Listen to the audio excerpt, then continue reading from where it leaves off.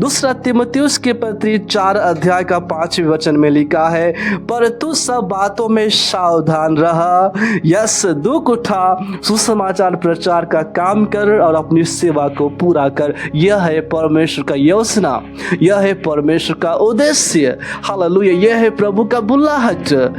लिखा है सब बातों में सावधान रह, दुख उठा, उसके बाद सुसमाचार प्रचार का काम कर और अपनी सेवा को पूरा कर। याद रखिएगा मेरे लीडर, प्रभु के प्रिय लोगों, प्रभु के प्रिय दास और दासी, सुनिएगा, सुसमाचार में हमें दुख भी आएगा, सुसमाचार प्रचार में तकलीफ भी आएगा, सुसमाचार प्रचार में कठिनाई भी आएगा।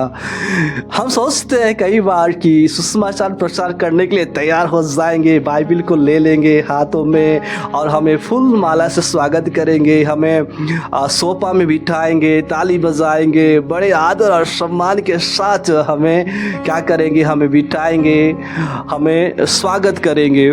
यस, स्वागत करेंगे, ताली भी बजाएंगे। लेकिन कई बार ना हमारे जीवन में कठिनाई भी आता है, परिवार के माध्यम से, लोगों के माध्यम से, समाज के माध्यम से। इतना ही नहीं, सबसे ज़्यादा अपने लोगों से भी बुराई आना शुरू हो जाता है।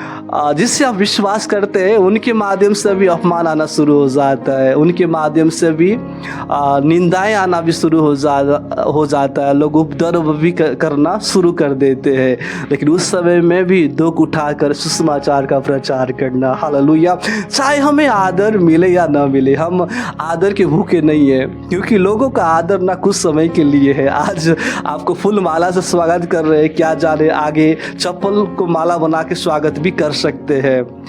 देखिएगा, जो लोग आदर कर रहे थे वही लोग क्या कर रहे हैं, बुराई कर रहे हैं। उसी प्रकार हमारे जीवन में भी ऐसे कठिनाई आएगा, चाहे हमें आदर मिले या ना मिले, चाहे हमें सम्मान मिले या न मिले, चाहे हमें कुर्सी मिले या न मिले, चाहे हमें सोफा सेट मिले या न मिले, चाहे हमें स्टेज मिले या न मिले, तब भी हम प्रचार करेंगे। हालेलुया, क्योंकि मनुष्य का आदर कुछ समय के लिए है, लेकिन परमेश्वर का आदर हमेशा के लिए है। हालेलुया, हालेलुया, वो प्रभु आपको जीवन का मुकुट देगा। हालेलुया, जो मनुष्यों के आदर से बढ़कर है। आमीन, हालेलुया, क्योंकि आप किसी मनुष्य के लिए सेवा नहीं कर रहे हैं, आप एक व्यक्ति के लिए सेवा नहीं कर रहे हैं, किसी एक संस्था के लिए सेवा नहीं कर रहे हैं, आप परमेश्वर के लिए सेवा कर रहे हैं, क्योंकि प्रभु ने आपको बुलाया है।